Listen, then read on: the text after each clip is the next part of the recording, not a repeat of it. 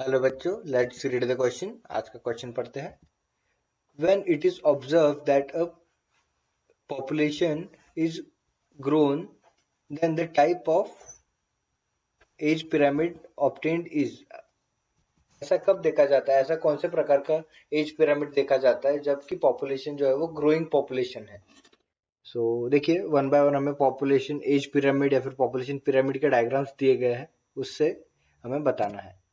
पहला है bell shaped pyramid. Bell shaped pyramid जो है वो स्टेबल स्टेबल पॉपुलेशन है, ये इंडिकेट करता है, क्योंकि बेल शेप्ड पिरामिड में जो है वो young age group, pre reproductive group और पोस्ट और रिप्रोडक्टिव एज ग्रुप, ये जो है वो कांस्टेंट रहते हैं, वो स्टेबल रहते हैं एक दूसरे के साथ, ना किसी से कम ना किसी से ज्यादा। फ्यूचर में भी अगर स्टेबल रहने की वजह से वो फ्यूचर में ही भी एक सेम पॉपुलेशन में रहते हैं। स्टेबिलिटी मेंटेन होती है उन दोनों के बीच में, इसलिए उस एज पिरामिड को बोलते हैं स्टेबल एज पिरामिड या फिर stable population growth.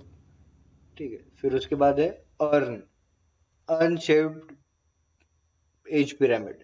Earn shaped as pyramid जो है वो डिक्लाइनिंग पिरामिड दिखाता है, क्योंकि इसमें जो यंग एज ग्रुप है, जो प्री रिप्रोडक्टिव एज ग्रुप है, वो कम होता है रिप्रोडक्टिव एज ग्रुप से।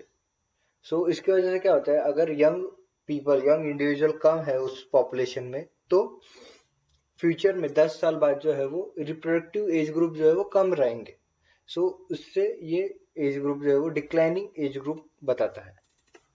उसके बाद C option, triangular age group. Triangular age group जो है वो ग्रोइंग पॉपुलेशन दिखाता है। कैसे ट्रायंगुलर? इन द सेंस इसका बेस जो है वो बड़ा होता है, और बेस में जो है वो यंग एज ग्रुप है, जो कि उसके बाद अडल्टहुड में जाने वाले। अगर बेस बड़ा है, अगर यंग एज ग्रुप बड़ा है, तो 10 साल बाद, 15 साल बाद जो है वो यंग एज ग्रुप अडोलेसेंस में जाएंगे, रिप्रोडक्टिव एज ग्रुप में जाएंगे, और रिप्रोडक्टिव एज ग्रुप बड़ा होगा। इससे जो है वो ग्रोइंग पॉपुलेशन इंडिकेट होता है। इस क्वेश्चन का आंसर है option C, triangular age pyramid, जो कि option C. I hope you understand it well. All the best.